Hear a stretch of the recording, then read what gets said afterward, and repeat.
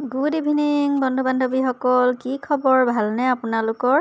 বিহু আহি পালেহিয়ে নহয়নে বাৰু? গতিকে বিহুৰ যোগাৰ কৰিবৰ হ'লেই। এয়া মই আজি বৰা চাউলৰ পিঠা খুন্দিবলৈ বুলি এয়া চাউল 2 কেজি তিয়াই ৰাখিছিলোঁ। চাউলখিনি মই 2-3 ঘণ্টা তিয়াই ৰাখিলোঁ। তাৰপাছত এটা বাঁহৰ হেৰেঙা খৰাহীত পানীখিনি নিজনি হ'বৰ কাৰণে এইদৰে থৈ দিলোঁ। চাউলখিনি শুকুৱাৰ লৈকে বাকী কামখিনি কৰি ল'লোঁ। ভাত পানী খাই বৈ আজৰি হৈ মানুহজনে ইয়াত 2 কিলোমান পাত কাটি ধুনীয়াকৈ ধুই ৰ'দত দি দিলে লেৰেলিবলৈ। আৰু খৰি নাছিল কাৰণে তেওঁ অলপ খৰি কাটি দিলে। কাঠখৰি আৰু বাঁহ খৰি দুয়োটাই মিক্স কৰি জ্বলালেহে ধুনীয়াকৈ জুইকুৰাও টান হ'ব আৰু পিঠা পুৰিবলৈ বৰ ধুনীয়া হয়। গোবৰ মাটি দি ধুনীয়াকৈ এইদৰে লেও দি টাৱাখন ৰ'দত দি ৰাখিলোঁ অলপ শুকাবলৈ বুলি। তাৰপাছত আমাৰ ঘৰত আকৌ ঢেঁকী নাই, সেইকাৰণে ওচৰৰে খুৰী এঘৰত আমি ঢেঁকীত পিঠা খুন্দিবলৈ বুলি গ'লোঁ। তেওঁ ঢেঁকী দিছে আৰু মই পিঠা গুড়িখিনি চালি দিম।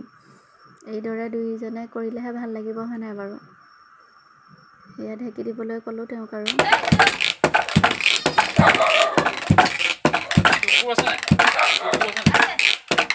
মই চচপেন এটাতে এইদৰে পিঠাগুড়িখিনি চালি ৰাখিছোঁ। দুবাৰ চালিছোঁ আৰু এনেদৰে হাতখনেৰে হেঁচি ৰাখিছোঁ।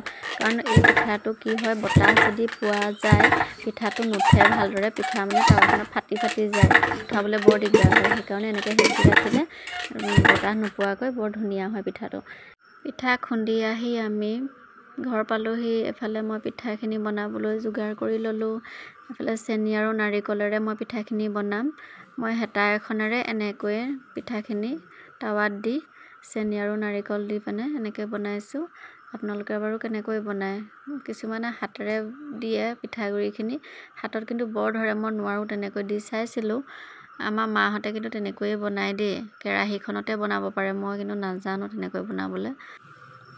পিঠাটো অকণমান উঠি অহা যেন পালে এইফালে এনেকৈ চামুচ এখনেৰে এনেকৈ ভাঁজ কৰি দিছোঁ, তেতিয়া মানে পিঠাটো গোল কৰিবলৈ বৰ ধুনীয়া হয়। এনেকৈ মই চিন এটা দি দিছোঁ, তাৰপিছত মানে হাতখনেৰে এনেকৈ মেৰিয়াই দিলোঁ, এতিয়া পটককৈ হৈ যায়। আৰু বৰ পুৰিছে গম পায়নে, চৌকাটো বৰ ভাল নহয়, গতিকে ইটা দি এনেকৈয়ে মই বনাইছোঁ। এয়া এনেকৈয়ে মই পিঠাখিনি বনাই ল'লোঁ। আজিলৈ আহোঁ, গুড নাইট, বাই বাই।